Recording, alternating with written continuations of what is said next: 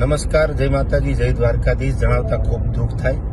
ધંધુકામાં ગઈકાલે 2 રમીથી એક ભરવાડ સમાજના યુવાનનું મર્ડર થયું. આની પહેલા પણ કિશન ભરવાડનું મર્ડર થયેલું. આવી માનસિકતા ધરાવતા જે ન્યુસન્સ છે, હિન્દુ વિરોધી માનસિકતા, તો સરકારશ્રીને અપીલ કરીએ કે વહેલી તકે એમને કડકમાં કડક સજા આપે અને આ પરિવાર જે છે એને ન્યાય આપે. રહી વાત બીજી કે ડાયરા ખૂબ ભેગા કર્યા છે, તો તમારા દુઃખમાં પણ ભેગા છે. ભરવાડ સમાજ જ્યારે પણ હકલ કરે ત્યારે એમના બધાય પરિસ્થિતિમાં ઊભા રહેવાની પૂરી તૈયારી છે. ખુલ્લે આવીને ઊભી રહેવાની તૈયારી છે. ત્યારે દ્વારકાધીશને પ્રાર્થના કરી જે પરિવાર ઉપર દુઃખ પડ્યું છે એને મજબૂત બનાવે, એને આ દુઃખનો સામનો કરવાની ક્ષમતા અને શક્તિ આપે. અને સરકારને ફરી અપીલ કરીએ, કાયદો અને વ્યવસ્થા સાથે એને ન્યાય આપે, એવી આપણી બધાની માંગ છે.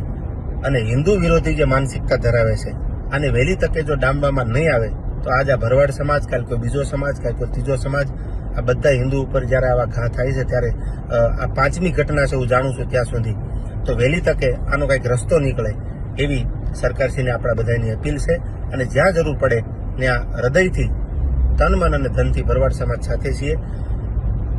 જય સિયારામ, જય દ્વારકાધીશ.